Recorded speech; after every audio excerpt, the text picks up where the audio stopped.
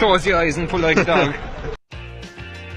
And a new Irish record for Phil Healy, 22.99.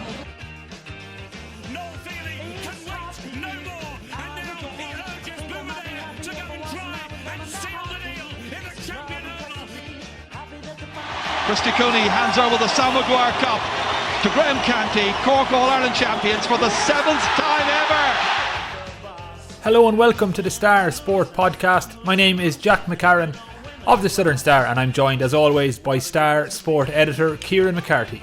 Before we kick things off, I'd just like to give a gentle reminder to our listeners and viewers to please rate, review and subscribe to the podcast on Apple Podcasts, Spotify and YouTube. We've had a really brilliant reaction to our podcasts over the past few weeks, so we just want to say a big thanks to everyone who's listened, messaged or shared our recent episodes. If you ever feel the need to get in touch with the podcast to ask us to cover certain topics or sports people, or just tell us how annoying you find us, you can get us on Twitter. Kieran is at KieranMCC_SS and I'm at JBergKK, or you can email us at sport@southernstar.ie. On today's show, we're looking ahead to the European Indoor Athletics Championships in Poland, which kick off this week, and speaking to sprinter Joan Healy. We'll also hear from West Cork Ladies Football chairman Brian Cotter on what the future holds for the divisional side and reigning county champions. But Kieran, before we hear from Joan, we might as well comment on the story that has the whole country talking, and that is the picture of three-time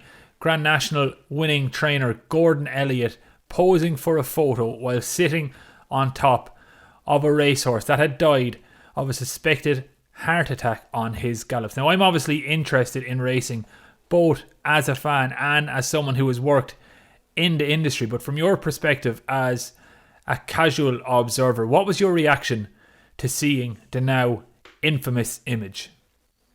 It was a shocking picture, Jack. When you see it first time, when you consider what Gordon Elliott, what he's done in the sport, what he's achieved, what he continues to achieve, to see that image of him on a dead horse was indefensible, as a lot of people have said. I think even Gordon Elliott has said himself in the press release since it was a shocking image. It portrays him in a terrible light. I know he's under review and under investigation now for this image. It paints the sport in a bad image too, and I suppose what's come out on social media since as well is another video that's doing the rounds of a alleged jockey who's sitting on a dead horse as well. So it's just a bad couple of days for the sport, and it's sad for horse racing too, because it paints a lot of people in that industry in a bad light as well, when it's obviously not the case. It isn't the case, kind of. They can't be held responsible for the actions of one or two individuals, but it's just I think Ruby Walsh said it was indefensible. Gordon Elliott himself said it was indefensible, and it is. It's just a shocking image. But from your point of view, Jack, like you said, you've worked in that industry. Like you're a fan as well. What were your first thoughts when you saw it? My first thoughts was like a sinking feeling, because if you're a fan of a sport, like we spoke about boxing a few weeks back on the show, and how the first time any of my friends really show any interest in boxing was when the criminal links were revealed. And again, last night in like my various WhatsApp groups, all people who show no interest in horse racing from one end of the year to the other, all of a sudden are all over it, and it's for all the wrong reasons. So you're not trying to defend the sport, because, as you said, it's indefensible, but you're trying to add context, but there is no context to add. It's one of the most prominent figures within the sport, both in Ireland and the UK. This is a man who's had 32 Cheltenham winners. You're talking like, if you're to make a sporting comparison, like a Jose Mourinho and Alex Ferguson, one of the great trainers of his generation, and he's posing in this photo, and it just shines such a bad light on the sport, and a sport that has plenty of challenges already. It's obviously strongly linked to the gambling industry, and there are talks of gambling advertising being banned, which would be another death knell for the future of the industry. And then there's the animal rights groups who constantly criticise the sport because of its perceived abuse of animals. You remember there was the Greyhound documentary by Primetime maybe a year or two ago, which shone a desperate light on that particular sport, and this is bringing that negativity into horse racing again, less than 2 weeks before the Olympics of horse racing, the Cheltenham Festival, was due to kick off. And for a sport that's struggling with its image, especially in Britain, there's been a massive debate around the whip over the last few years over whether the whip should be banned purely for perception purposes. And then you have, as I said, an Alex Ferguson, Jose Mourinho, Jurgen Klopp type figure. Like, that's how big he is within that world, posing in this image. And the sport tries so hard to give off the image that when a horse suffers a life-ending injury or suffers a setback, that they always try to give off the image that the horses are treated with the utmost dignity. You know, they'll wheel out the line that we treat these horses better than we treat ourselves. And that's a lovely line to give out, and people buy it. And then something like this comes up. And again, as I mentioned in WhatsApp groups or whatever, in casual conversation, how can anyone within the sport of racing put up a defence for this? It's bringing, I don't want to say it's bringing shame, and I slightly feel sorry for Gordon, even though why would you feel sorry for him? He's a very wealthy, successful man. But I think the reaction has been slightly out of proportion with the incident. But in saying that, the fact that the likes of Ruby Walsh are saying it's indefensible just speaks volumes. So yeah, a bad day, bad night for the sport, and hopefully it can kind of get its house in order and move past this, and maybe Gordon will be slapped with a ban. It'll be interesting to see what happens with his horses at Cheltenham, because as I said, he's one of the most prominent figures within racing. He has some of the best chances for the biggest races at Cheltenham. What's going to happen to those horses now? Michael O'Leary, obviously the owner of Gigginstown, which provides Gordon with most of his good horses. They've said they're going to back him, but if Gordon's banned from British race courses, I don't think Michael and Eddie O'Leary are going to let their horses miss out on a chance to win the big pots at Cheltenham. So if that happens, you'd imagine Michael O'Leary will have to take his horses away from Gordon, put him with another yard so that they can compete. So I don't think this story is over yet. There's plenty of legs to it, but it's one to follow. And yeah, it's a real shitstorm is what I would call it. But Kieran, good phrase for it. Yeah, a much more pertinent story to us and to our listeners is that of sprinter Joan Healy, who's heading to Poland this week to compete in the European Indoor Championships. We spoke to her sister Phil on last week's podcast, who'll also be in action over in Poland. And you spoke to Joan. Maybe just give us a sense of how she was and how she was gearing up for the championships this week. Yeah, like you said there, Joan Healy is competing at this weekend's European Indoor Championships. She's one of 3 West Cork athletes. So there's Joan Healy, her younger sister Phil Healy, and Darren McElhinney from Glengarriff. So it's fantastic, first off, to have 3 West Cork athletes in the Irish team of 24 going to the European Indoors. Those championships are running this weekend. Phil is competing in the 400 metres, Darren is competing in the men's 3,000 metres, and Joan will be competing in the women's 60 metres. And Joan Healy often sails under the radar, Jack, because her younger sister Phil is Ireland's fastest woman. She's a national record holder at several distances. But Joan Healy can stand on her own and very much in her own right as one of the top Irish sprinters in the country. She's the 4th fastest Irish woman ever over 60 metres. Her personal best of 7.31 seconds is only 0.04 of a second off the national record. And what always amazes me about Joan is she can compete at the highest level in Ireland, and now she's obviously at the European Indoors as well, while she works a full-time job as a secondary school teacher. It's an incredible story how she has juggled both working professionally and training as an elite athlete, and yet still year after year produce these incredible results, to an extent where she's competing at the European Indoors this weekend, and she's hoping to get to the semi-finals. She's also in with a shout of getting to the Olympics in Tokyo later in the summer, which might surprise some listeners to this podcast. But Joan is part of the Irish 4x100 metre relay team that has their ambitions set on qualifying for the Olympics. So it's an incredible story that she juggles working professionally with her full-time athletics career. And like I said, she's still one of the top athletes in the country. And as you hear from her now coming up in this interview, she's in good form heading into Poland this weekend. She had her injury troubles over the winter, but she's seen a lot of signs in training the last couple of weeks that there's good times ahead. So hopefully we'll see Joan get to a European semi-final this weekend. We're joined now on the podcast by Joan Healy, who is competing at the European Indoors this weekend in Poland. But before we talk about, I suppose, this weekend's event, Joan, I want to go right back to the start. When you first got interested in athletics, what was it about the sport that pulled you in initially? Well, I suppose I'd say I was about maybe 10 or 11, and I was always involved in the school sports, and I was always winning the 100-meter races. And it was actually, believe it or not, it was actually down to Johnny Caulfield, who living out by us, said, you know what, maybe you should try joining an athletics club. And I went into Bandon Athletics Club on something like a Tuesday or a Thursday evening.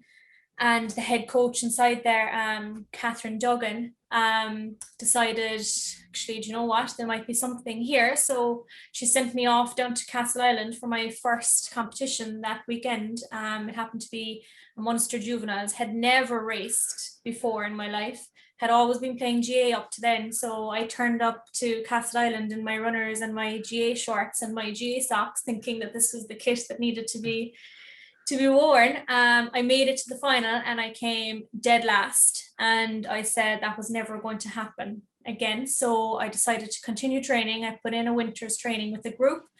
I went out to the Munsters the following year and I won it. I made it to the All-Irelands and I won the All-Irelands there then as well, and basically started from then on. I got my first major international world championships as a junior when I was 15. I was probably one of the youngest on the team at the time.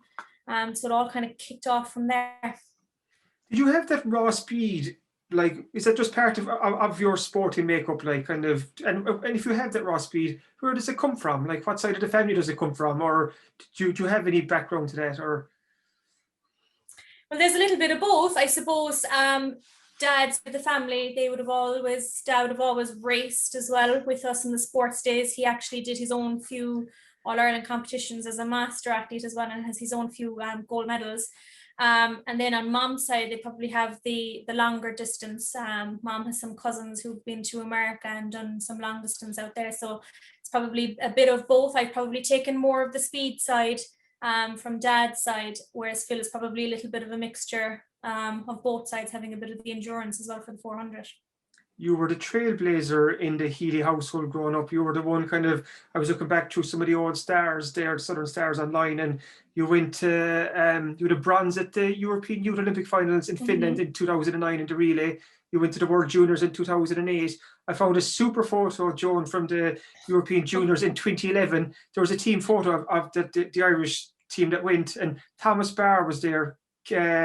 Mark English, Kieran McCarthy was there. It's just like when you look back in those early days, and that's 10, 11, 12 years ago now, when you were competing right on the international front. It is. It's a long time ago. I did have great success really as a junior, but I suppose looking back now, I suppose we kind of just went with the flow at the time and probably didn't look deep enough into different areas of coaching and areas that I could improve, and it's probably then why I was met with a lot of injuries. I tried to make the transition as an 18-year-old into the senior ranks. Probably if I was back again and could do it all over again, apply the knowledge that I have now to when I was a junior, I might have had a different transition into a senior athlete. It's worth noting too, as well as that raw speed, you also have that incredible mentality, Joan, because I want to ask you about your fight with a kangaroo. This is going back. This is going oh back my years. God, that's an old. This is going back years ago now to when you were a kind of a 5-year-old. But I think for listeners of the podcast, it shows you the mentality that Joan Healy has. Can you fill us in on the time you squared up with a kangaroo, Joan? I vividly remember it. I often say every time I take a trip down to Photo now. We used to go down there regularly when we were small. I think I was about maybe 4 at the time. Can vividly remember wearing my denim dress and my little orange t-shirt, and at the time, well, they kind of still are now, but especially back then, I suppose some of the animals were roaming a little freer, shall we say, and the kangaroos were out on the green. And of course, as brazen enough as I was, I decided to take it upon myself to go and hand the kangaroo some food, and he didn't like it, and he gave me an old scratch back. Like, if you can go toe to toe with a kangaroo and kind of survive to tell the tale, you know, and then you went on to obviously make the headlines on the track, like it's a very good sign. And you mentioned there, Joan, right, about kind of if you knew then what you knew now, would you have done things different? Because we're talking, you know, as a 28-year-old top Irish sprinter who's heading to the European indoors, and it's important to note that you juggle a full-time job as a teacher at Terence McSweeney Community College in Knocknaheeny with your athletics career. That alone is commendable. It's incredible that you can do that. So how do you juggle the two of them first?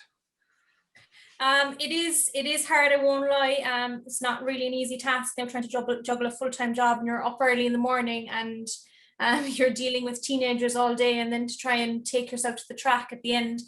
But it's all I've been used to, I suppose, because, you know, when I was trying to break into the senior ranks as an 18-year-old, I was probably starting college. I was starting to get hit with a lot of injuries, and as a result, and trying to get through all those and to fund myself, I had to start working. So I got used to very quickly trying to juggle a job with my training. And I suppose when the time came, then when I finished college, I was just starting to come back from my injuries and pull myself back into competing again. But I was faced with the choice of, you know, can I afford basically to keep myself running as an athlete, or am I going to need to go out and work here for a while? And I needed to work for a while. That may have been different if I had had a smoother transition into a senior athlete. I probably would have gone down the route that Phil has possibly gone down, where, you know, she continued to stay in college and continued with her education and become a full-time athlete. Because we were talking, I think, early last year, you tell me the story of you competed at the AIT Grand Prix in Athlone last year. That was on a Wednesday night. You left Cork, drove up to Athlone, you ran the heat. Then I think you did the final, you 7.34 over the 60 meters, hopped into the car, drove back home to Cork, and into the classroom the next morning teaching. And I was like, Jesus, like that's an action-packed day. And when you, like I would have said there, it is tough to kind of juggle both of them. So was there ever a point in the last couple of years where you were thinking, would I just park the work for a while and concentrate on athletics?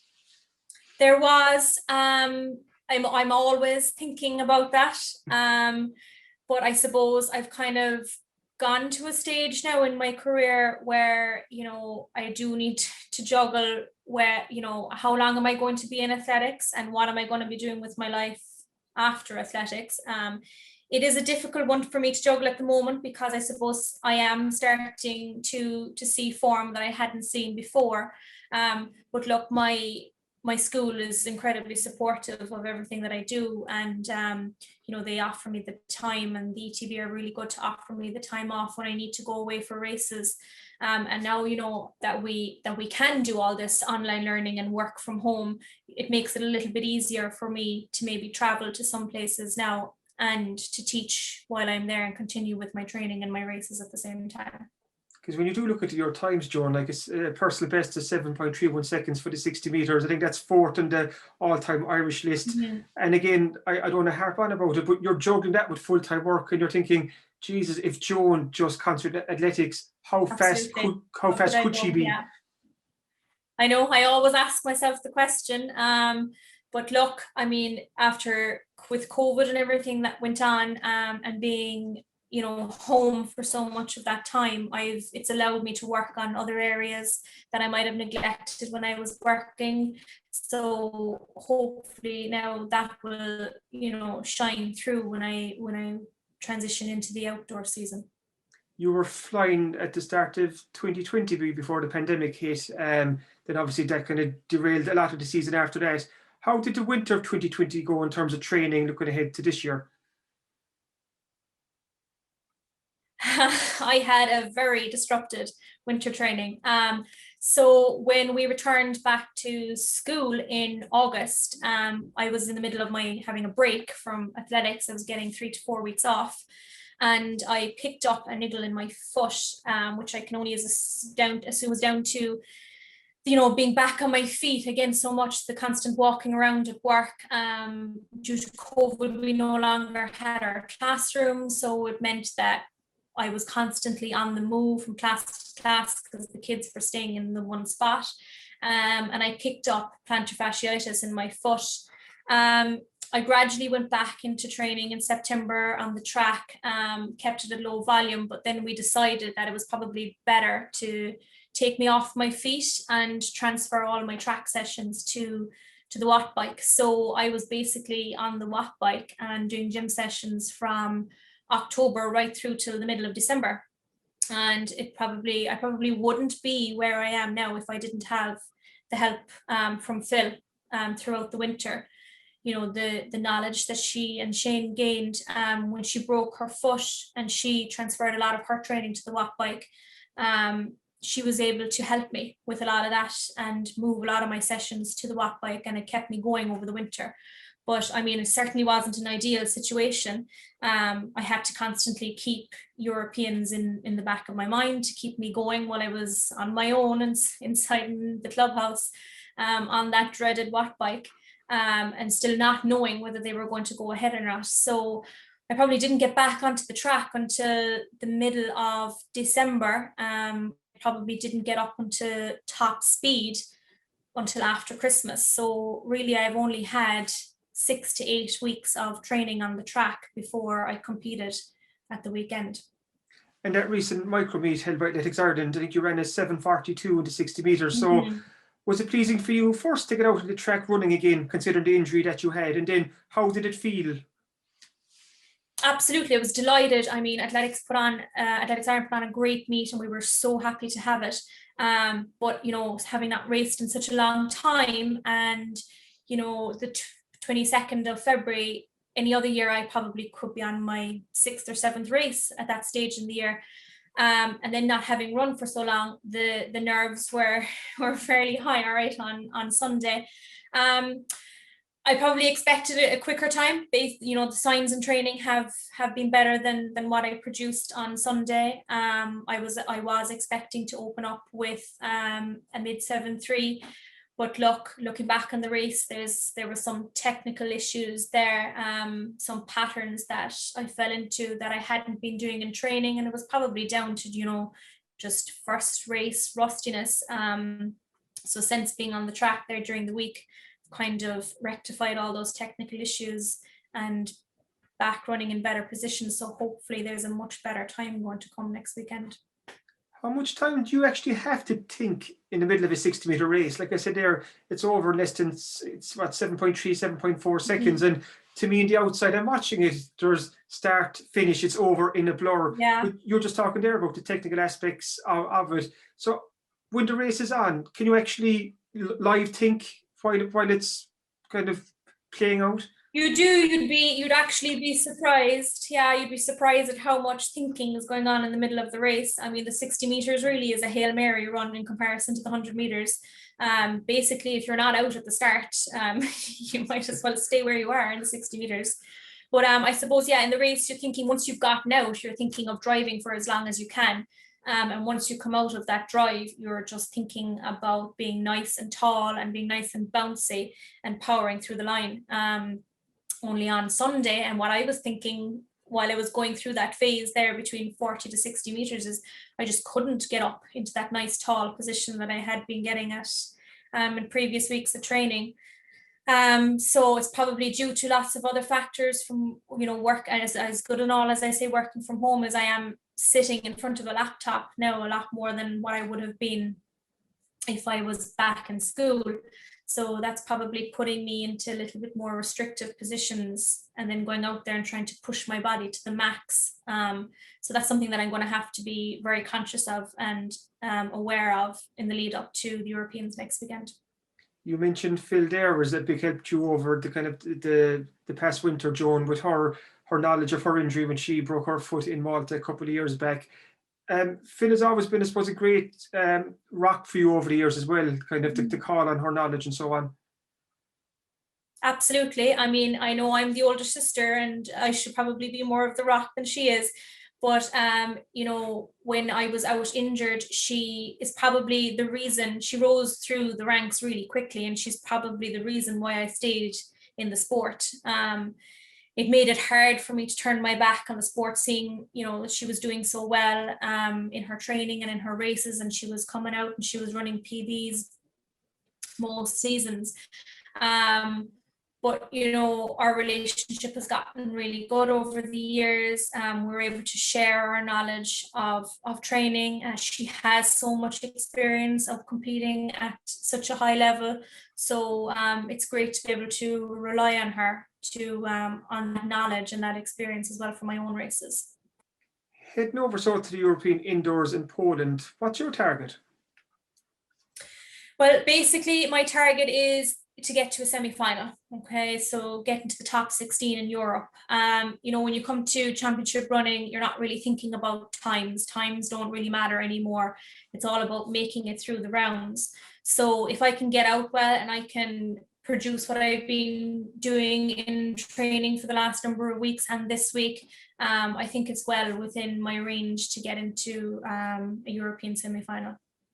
Looking past European Indoors then, and I know we've spoken before about the possibility of the Olympic Games and qualifying the Irish relay team at the 4x100. What's the latest with that?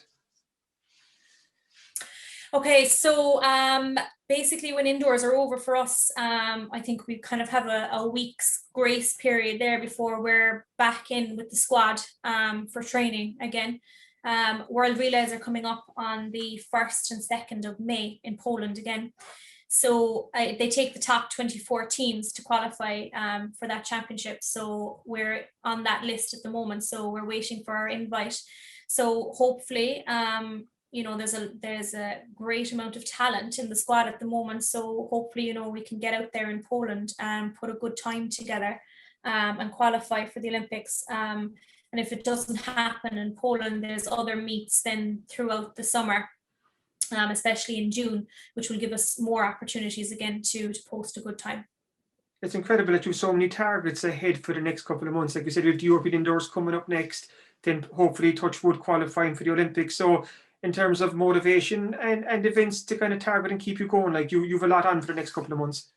Yeah, absolutely. I mean, it's great to be able to have the opportunity to race, especially in the time that we're in.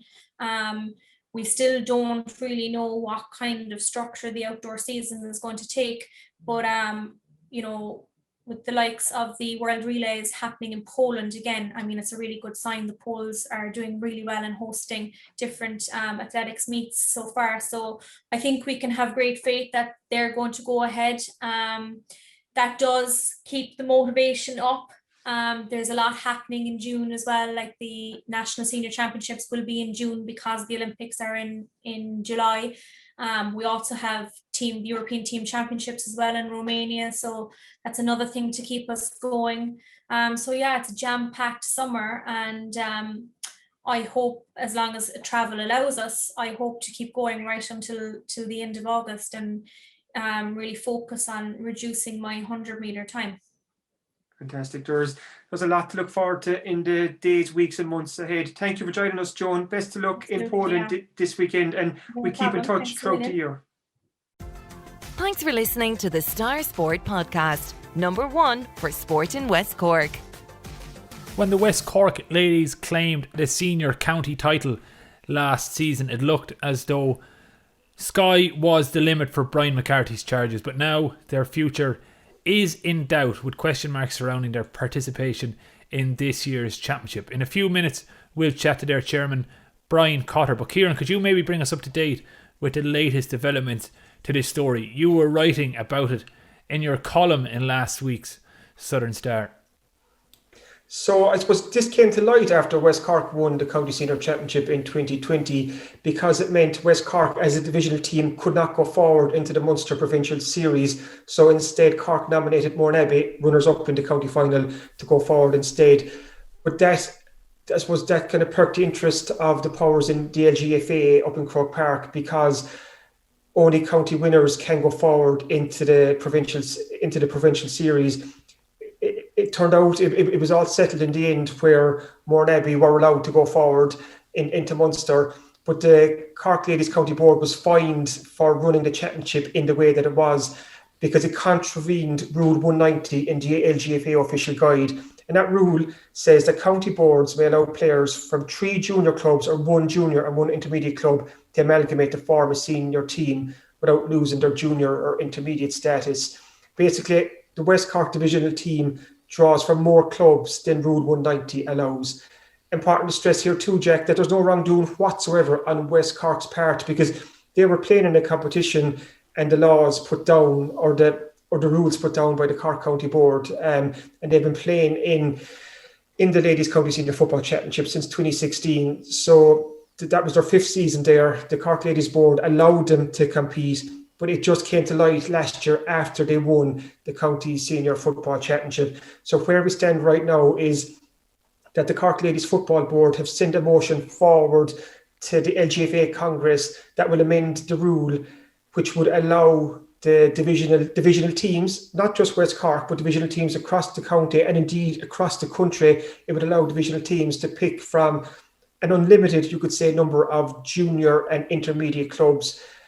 But the problem is that we don't know when that motion will be heard, because it's been put forward to a special Congress of the LGFA. Right now, we don't know when that special Congress will be held. And if it's held later in the year, because they want to have a face-to-face meeting to kind of debate important motions like this.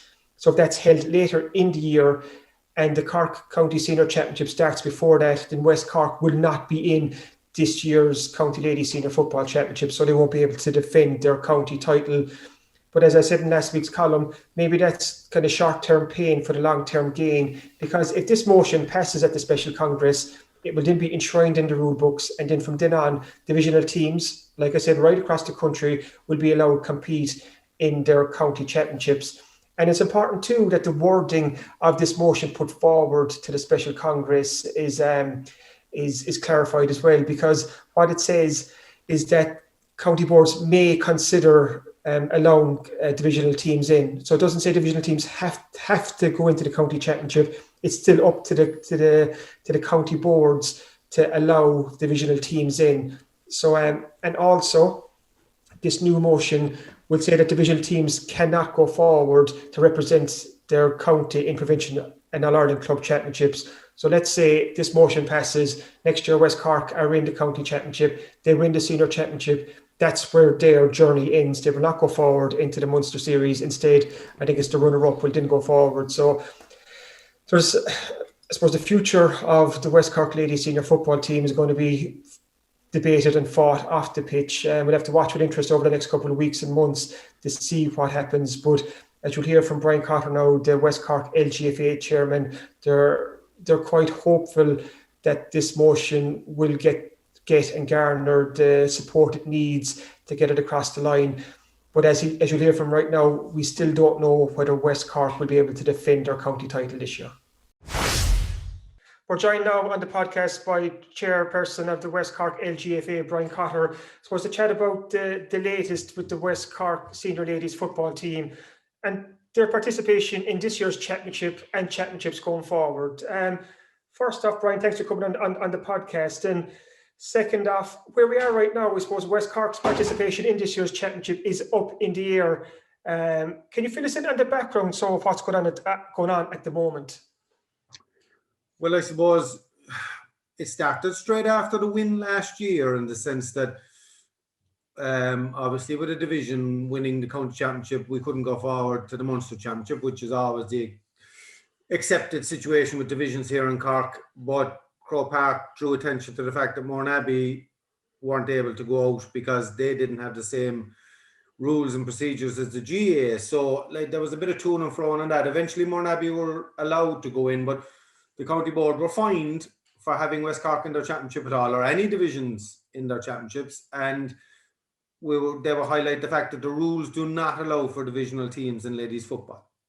Now, they've been playing in ladies football certainly for the last 5 or 6 years, but even going back to 2010, West Cork competed at some stage as well. So I think not knowing that divisions were playing in the Cork County Championship, you'd have to be hiding under a rock, particularly in the last 3 or 4 years where West Cork and Mourneabbey's rivalry, if you want to call it that, has been so good and so well publicised, you know. So, look, in fairness, West Cork didn't have to do anything in the sense that the county board took it upon themselves to further the case for divisions because, as you know, there was a meeting a couple of years ago where this was all trashed out with clubs again, and the general feeling was that divisions should be allowed in our championship, so they have been.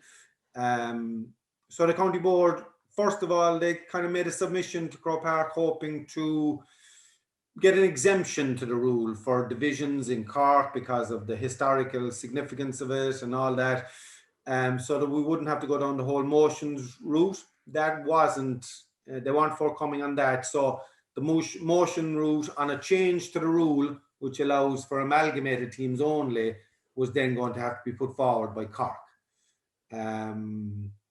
So that was drawn up. Obviously, there was no meetings or delegate meetings going on at the time. We're in the height of kind of the Christmas period where things were really difficult in the country. So the motion had to be in by the end of January. So that was worded and ratified unanimously by the Cork County Board Executive and sent to Croke Park. Croke Park accepted it, and it was put on the Clár for Congress. You mentioned there, Brian. Oh, sorry, Brian. Yeah. Sorry. So you mentioned there about the rule. I think it's Rule 190, and I'll just read it out here now. That's county boards may allow players from 3 junior clubs or 1 junior and 1 intermediate club to amalgamate to form a senior team without losing their junior or intermediate status. And I suppose, as we all know, West Cork have more clubs than that involved in the makeup of the divisional team. But just to go back to the point you made earlier, this West Cork team has been competing in the senior championship for the last 5 years. And we go back to 2016, North Cork and East Cork were competing in the championship as well. So it's not like it's a secret all of a sudden that West Cork were competing in the championship. It's been like this for the last 5-6 seasons as it is. So how come now it's become an issue? I suppose the short answer is because we won it. You know, that's the short answer, I suppose. But I mean, I don't know. I mean, and it's further than 5 years. I think at the meeting the other night when the clubs were discussing this motion in terms of whether they were happy for it to remain on the Clár or not. I mean, I was talking about 5 years because 2016 was the latest incarnation of it, really, where all 4 divisions got involved, and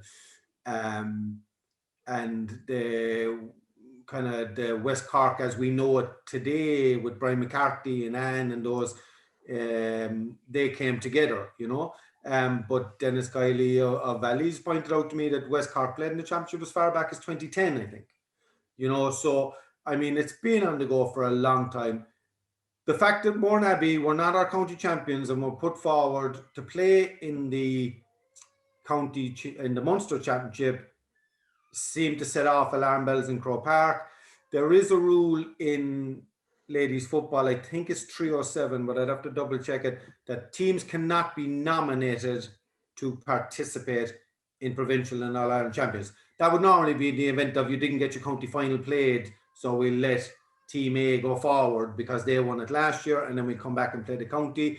But technically they saw Mourneabbey as a nomination, where Cork would say, well, no, the qualification process for us includes the losing finalists going forward in the event of a division winning. So, you know, that's what started this whole thing. I don't know why it became an issue this year.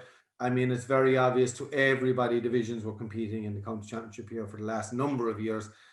Well, West Cork were anyway, certainly for the last 3 or 4 years, and other divisions prior to that. But that seems to be the reason it became an issue this year, was the Mourneabbey going forward as opposed to West Cork winning, I suppose, you know. And like you were explaining there, Brian, that this motion has been put forward by the Cork County Board to the LGFA Congress, but it's not going to be heard at the LGFA Congress coming up. This motion has been put back to the special Congress later in the year.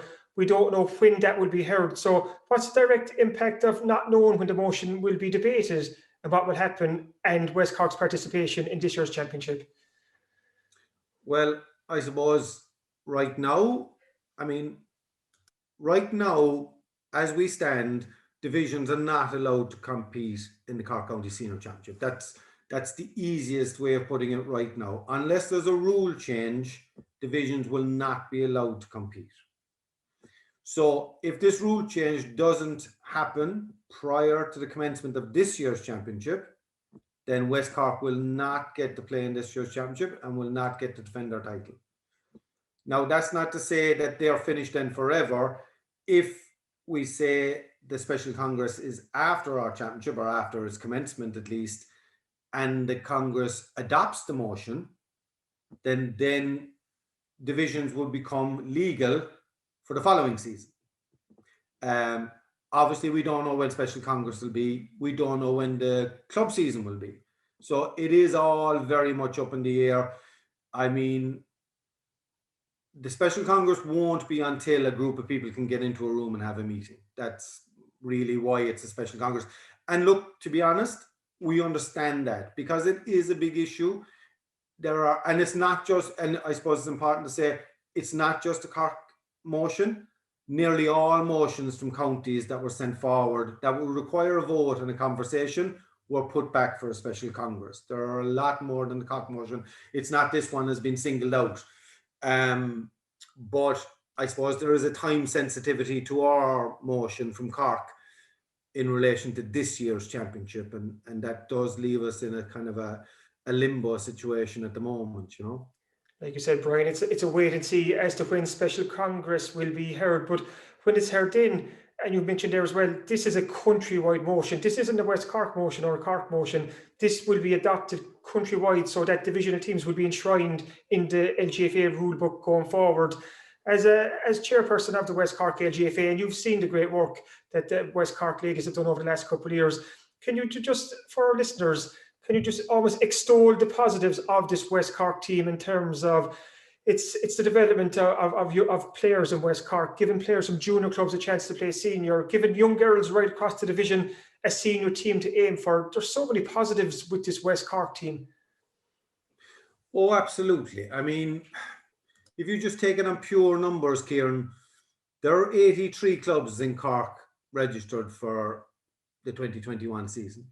If you took West Cork out of the senior last year, 8 teams would have competed in the senior championship in Cork last year. That's less than 10% of all girls playing adult football in Cork are playing at a senior level.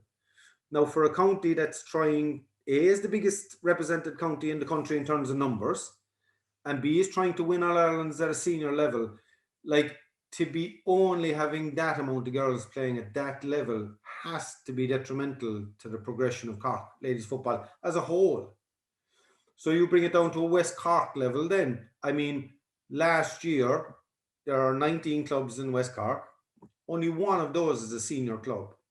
You know, Kinsale. Now, Clan will be next year after a great win last year in the intermediate, but there was only one senior. And like, they're only senior with maybe 3 years. So that would have had 4 years ago, there was no girl in West Cork playing senior club football. You know?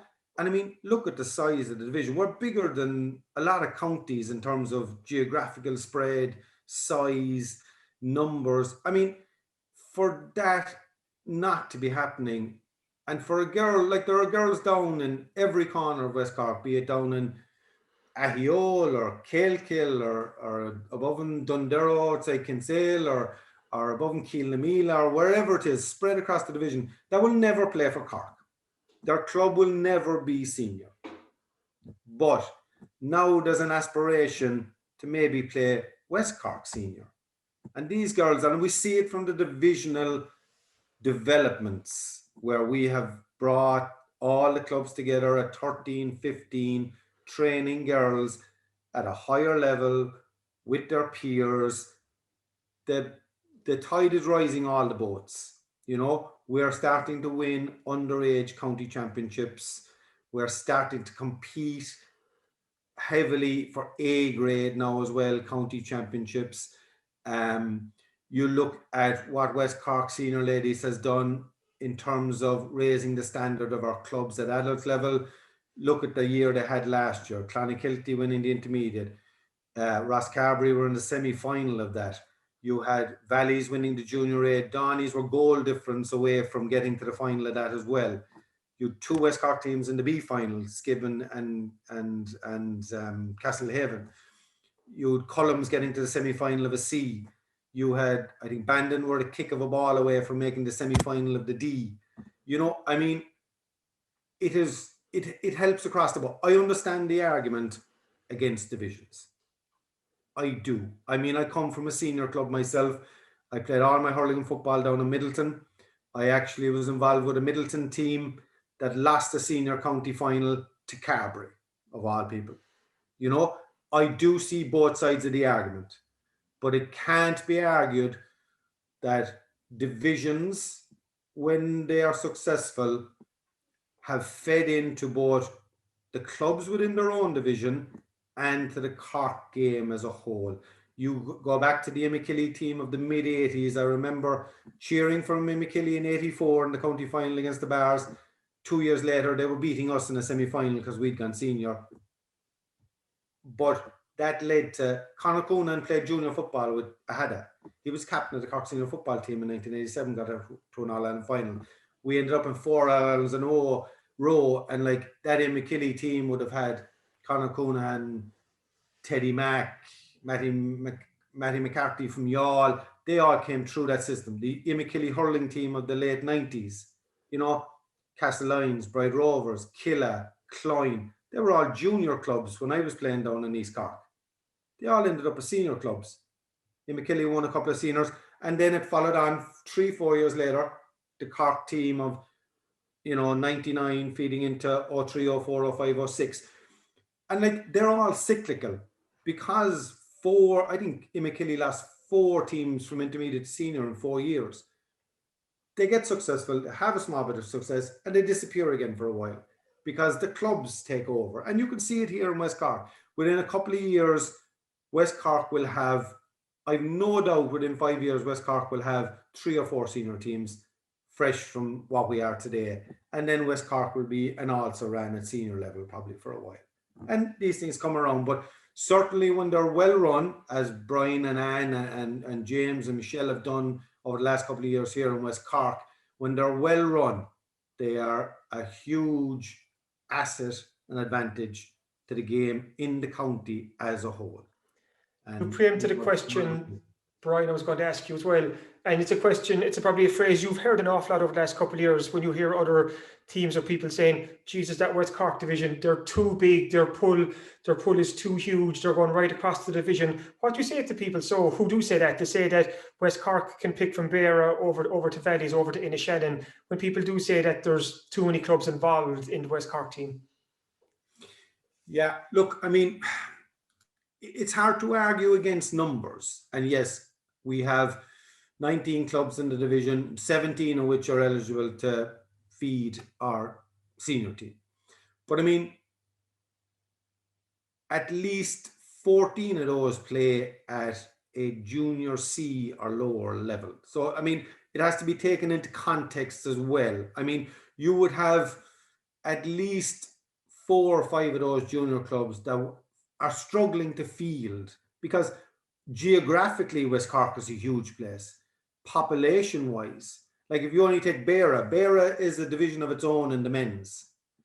But if you look at Beara ladies football, how the hard work they're doing down there just to get 15 girls out on the field at different age groups, you know, it's a massive geographic spread. But like in terms of numbers, yes, sure. But like I would hasten to say, you look at big population bases, maybe like, you know, Glanmire, Mallow, you know, areas like that, you know, I mean, they probably per square yard, they probably have a lot more people than is playing ladies football down in West Cork.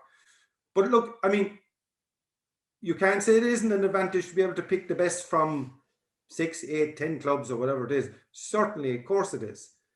But again, there's a reason why these clubs are, you know, playing in lower grades and lower age groups. And look, it's about promoting the game too. You know, of course, it's great to win. We all want to win. But I mean, you know, if you just saw the the girls that come to the development and what West Cork now means to them in terms of an actual aspiration, you know, it's incredible what it's done, and it won't be there forever. You know, it'll come and sways and cycles and all that, but I mean, it is there for the betterment of the game as a whole. Yes, individual clubs will suffer from time to time. If you lose this county final to a divisional team, of course you're feeling a little bit burnt. I've been there myself, but it's hard to deny, you know, girls like, you know, look, you take a girl like Melissa Duggan. Melissa Duggan is probably the best defender in the game right now, do you know? But she comes from a small club in Donny's who are okay, have battled hard and got up from junior B to junior A over the last couple of years. But like, I mean, it's not a coincidence the likes of Melissa got missed at Cork under 14, 16. It was later on as she started to become recognised, playing at a West Cork level, playing at a higher level with her club as they start to move up. And these girls too, it's a great platform for them to showcase their wares and for Cork coaches to see them. Like, you have the odd girl like Saoirse Noonan who plays junior C now, I think Nemo are up to, and they were coming up through the ranks from, DE. But like, Saoirse's been a star since she was 12. You'll always spot Saoirse. Saoirse would have always gone to play for Cork. But there are girls pocketed all over this. And like, I suppose we don't want the conversation about the motion to be focused entirely on West Cork, because I know North Cork are seriously looking at putting a team in as well, even for this year if it was an option, but certainly going forward. They have a lot of small junior clubs that are struggling for numbers. They're struggling to get girls out. And a North Cork, even, in the small little North Cork clubs, an opportunity maybe to play for North Cork someday is what brings them to training, is what gets them out, gets them playing. Same in East Cork, same in Mid Cork. There are plenty of small clubs in Mid Cork, even though it's a city, like Ballyfahan and these, where it'd be a fantastic. I think we should be encouraging all 4 divisions to be involved at this level, and it can only help Cork football, and sure, there'll be a stage in a couple of years' time, maybe when Mourne Abbey aren't as dominant as they are, and, the second tier that might be there at the moment are a collective of 6 or 7 very strong clubs that now have a great chance of winning the county if a division isn't there. But, the option for those then to come to the board and say, yeah, look, we think the divisions are keeping the other clubs down, then that option becomes. At the moment, that option isn't there for us. If the rule isn't changed, we don't get the option. The rule being brought in across the board gives us all an option. It still has to be mandated by the clubs. The clubs say no, it doesn't happen. The clubs have said yes twice now. A couple of years ago at that meeting, and the other night when the county board, and I suppose it's important maybe to say this, Kieran, is that the county board sent forward that motion and it was adopted and put onto the CLAR. It's important to say the county board still felt, even though it went through the proper procedures and with COVID and everything, that you don't have collective meetings, it still decided that the clubs had to have a say. If the clubs didn't agree with what the county board had done, then the clubs got to vote the other night to say, we want you to withdraw that from the motion, from the CLAR, because it's not the will of the clubs. And they overwhelmingly said it is the will of the clubs. So there is still a will of clubs in Cork to have divisions involved because they see the big picture. And I think if hopefully the other counties, who it doesn't really affect unless they set up divisional structures, and Croke Park, who look, it's an in-house thing really, once we put structures in place for the team to qualify for Munster Championships, that we're trying to do our best to have as many girls play at as high a level as possible, that, other counties and the LGFA will recognise that and say, yeah, look, if Cork want this, it's on the books. It's up to Cork each year then to decide with the clubs if they feel they want to have divisions in their championships or not, it's important to note here too, Brian, that this new motion, if it does like we say, get enshrined in the rule book, it means divisional teams will not go forward into the provincial championship. So let's say if West Cork win the county senior, maybe this year or next year, if West Cork was still there, then they won't go forward. The divisional team will not go forward into the provincial championship. So it's important to note that too for any clubs listening to this. And finally, Brian, and again, you touched on it, instead of punishing West Cork, which is probably the wrong phrase I'm using now, for the success they've achieved, and they've spread the word of ladies football right across the region, West Cork have shown a template in West Cork of how a divisional team can work, how it can operate, how we can keep young girls involved, how we can get junior girls playing senior, how then it can lead to the ultimate success of winning a county senior. And there's a template there that can be used in other divisions within the county, but not even that, across the country if the appetite is there. So I suppose it's a personal feeling of mine that I think the success of West Cork and what it's done should be celebrated and championed rather than almost consigned to the history books. Oh, absolutely. And I mean, look, it's funny, at Congress last year, because Croke Park, I suppose, with ladies football, the ladies football authorities maybe didn't understand the entire nature of divisions, where it's been in the men's game for years and years and years, and the GA as a whole understand what happens in Cork. And there are divisions down in Kerry with the men as well. You've East Kerry and North Kerry competing in championships and all that kind of stuff.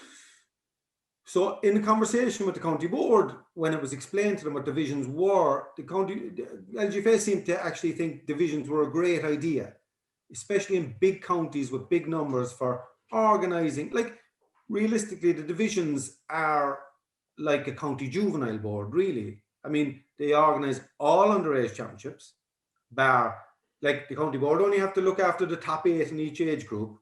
The divisions look after everything else. And the structure and the way things are handled in a big county. And last year at Congress, for the first time ever, the LGFA enshrined divisions into their rules. There is now a structure for divisions. There is now an acceptance. Up until now, divisions would have had a representative on the executive, but it wouldn't have been an accepted voting member, even though Cork would have always given them voting rights. Under LGFA rules, they wouldn't have had them either. But last year, that was enshrined. So they've accepted divisions are a good thing. And this is the next step. And I mean, I agree with you. I think in big counties, you know, like Galway and Mayo and even Dublin with big numbers and that, I mean, this is a great template for getting as many girls.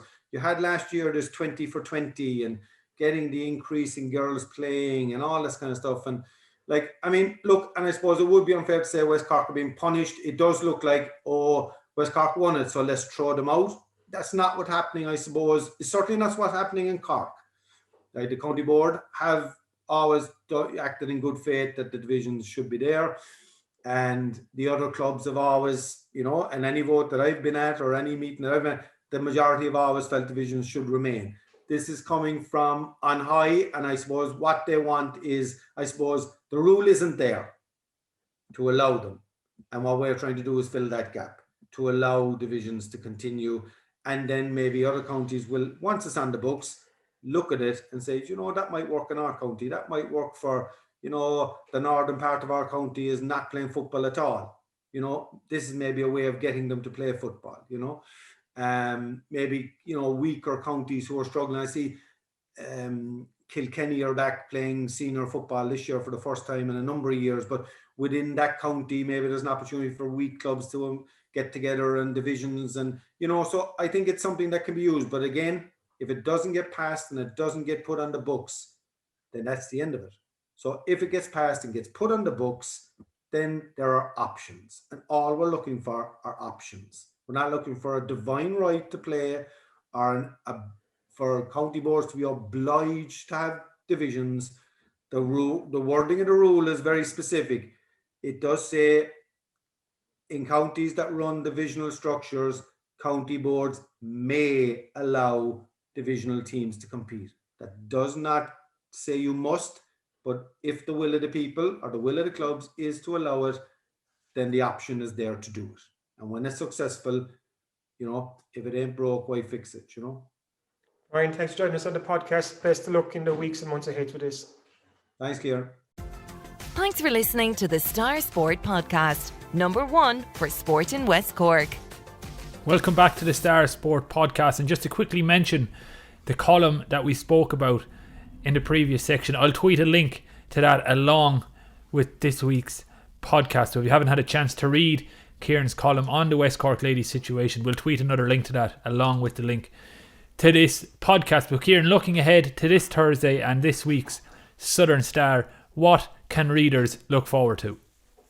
Yeah, we've plenty going on in this week's sports section. We have an interview with Denzel Fernandez, the German League soccer star, who will be lining up with Shelbourne again in the first division in the season ahead.